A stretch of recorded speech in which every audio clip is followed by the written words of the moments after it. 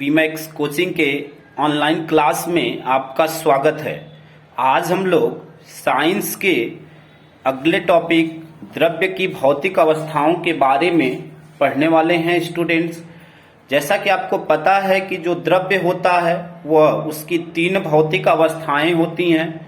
द्रव्य तीन रूपों में पाया जाता है, या तो ठोस, या तो द्रव, या तो गैस अवस्था में। जैसा आप जानते होंगे, अगर आप सपोज घर से बाहर जब भी निकलते हैं तो आपके चारों तरफ जितनी भी वस्तुएं दिखाई देती हैं वह इन्हीं तीनों अवस्थाओं में से रहती हैं। या तो वह ठोस अवस्था में होती हैं, या तो वह द्रव अवस्था में होती हैं, या तो वह गैस अवस्था में होती हैं। तो सबसे पहले स्टूडेंट समझाने वाले हैं ठोस अवस्था क्या होती है, सॉलिड स्टेट क्या होता है। कि जो द्रव्य की जो ठोस अवस्था होती है उसमें उसका आकार और आयतन जो है स्टूडेंट्स वह निश्चित होता है। आकार और आयतन निश्चित का मतलब, मान लीजिए कोई ठोस वस्तु है, सपोज यह पेन है, हमने पेन लिया, अब हम यह कह सकते हैं कि यह लंबाई में इतनी लंबाई की है, ठीक है ना। आयतन क्या होता है कि कोई वस्तु जितना स्थान घेरती है उसे उस वस्तु का आयतन कहते हैं। तो हम यह कह सकते हैं कि यह इतनी लंबी है, इसका आकार लंबा है। कोई वस्तु अगर गोल है तो उसका आकार गोल है, कोई चपटा है तो उसका आकार चपटा है, ठीक है ना। इस प्रकार से हम कह सकते हैं, और वह कितना स्थान घेर रही है उसको भी हम बता सकते हैं। तो इसलिए जो ठोस अवस्था है उसमें जो वस्तु होती है उसका आकार और आयतन निश्चित होता है ठोस अवस्था में। और ठोस अवस्था में द्रव्य के जो कण होते हैं उनके बीच जो स्थान होता है वह बहुत कम होता है। मतलब इनके जो मॉलिक्यूल्स हैं, इनके अणुओं के बीच जो है, इनके अणुओं के बीच का जो स्थान होता है वह बहुत कम होता है। और जो अंतरा आणविक आकर्षण बल होता है वह प्रबल होता है, वह अधिक होता है, ठीक है ना।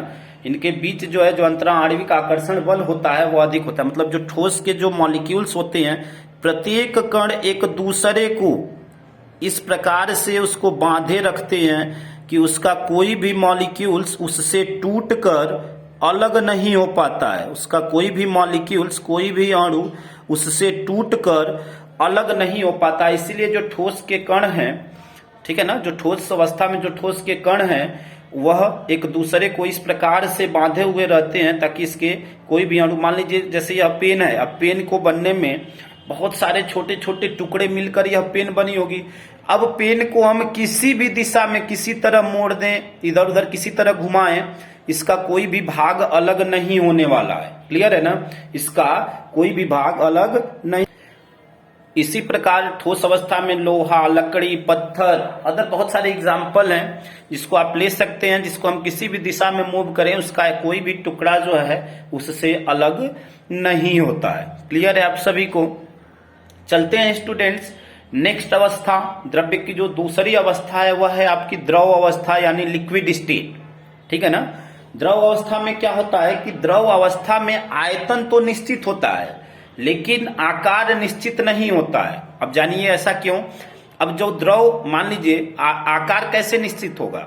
अगर मान लीजिए द्रव कहीं पे गिरा, वह फैलना चालू हो जाएगा, ठीक है ना, इधर उधर फैलना चालू हो जाएगा। तो इसलिए द्रव्य का जो आकार होता है वह निश्चित नहीं होता। आयतन कैसे निश्चित होता है कि द्रव जो है जिस बर्तन में रखा जाता है उसी का आकार, मतलब उसी का जो है आकार में, जिस बर्तन में रखा गया उसका आकार ग्रहण कर लिया और वह जितना स्थान घेरा वह उसका आयतन हो गया।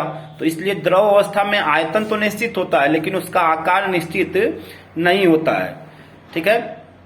अब जो द्रव के जो कण होते हैं उनके मध्य जो आकर्षण बल होता है, द्रव के अणुओं के बीच जो आकर्षण बल होता है वह ठोस की अपेक्षा कम होता है। मतलब इसके जो अणु होते हैं, मान लीजिए इस टाइप से कुछ होते हैं, थोड़ा दूर दूर होते हैं, ठीक है ना, थोड़ा दूर दूर होते हैं, इनके अणुओं के बीच थोड़ा दूर दूर होते हैं। इसलिए जो द्रव अवस्था में जो अणु हैं उनके बीच जो अंतरा आणविक आकर्षण बल होता है वह ठोस की अपेक्षा कम होता है। जैसे मान लीजिए हमने एक गिलास पानी लिया, ठीक है ना, हमने एक गिलास पानी लिया, ठीक। अब एक गिलास पानी लिया, अब मान लीजिए गिलास को हमने उलट दिया, उल्टा किया, जितना पानी होगा वह क्या होगा आपका गिर जाएगा। मतलब जो ठोस या द्रव के जो अणु थे वह एक दूसरे को, आकर्षण बल इनके बीच इतना प्रबल नहीं था कि वह एक दूसरे को रोक सके। लेकिन ठोस अवस्था में क्या होता है, हम वस्तु को किसी दिशा में मूव करें, उसके अणु इतने, उनके बीच का जो अंतराणविक आकर्षण बल है वह इतना प्रबल है कि उसके अणु एक दूसरे से अलग नहीं होते। लेकिन द्रव अवस्था में जैसे ही हम उल्टा किए, जो पानी है वह क्या हो जाता है, गिर जाता है, ठीक है ना। तो इस अवस्था को हम द्रव अवस्था कहते हैं। जैसे जल हुआ, दूध हुआ, तेल हुआ, यह सभी जो है द्रव अवस्था में पाए जाते हैं। क्लियर है स्टूडेंट्स। चलते हैं नेक्स्ट अवस्था, गैस अवस्था में।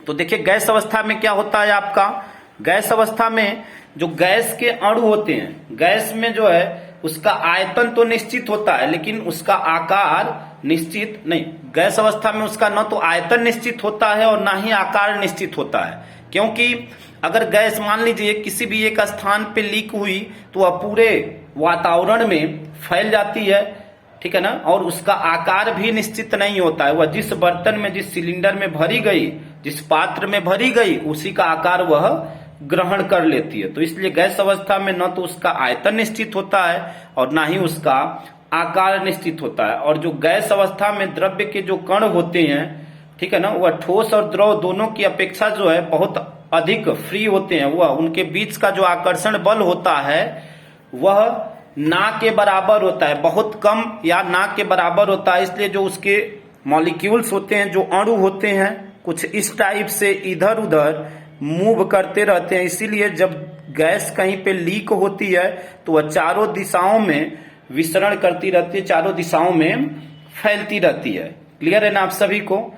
जैसे मान लीजिए वायु हुआ, वायु भी एक प्रकार की गैस है, ऑक्सीजन भी एक प्रकार की गैस है, नाइट्रोजन हुआ, हाइड्रोजन हुआ, और बहुत सारी अलग अलग प्रकार की गैसें हैं। उम्मीद करते हैं स्टूडेंट्स आपको समझ में आया होगा, ठीक है ना। कल मिलेंगे एक नए टॉपिक के साथ, तब तक के लिए धन्यवाद स्टूडेंट्स।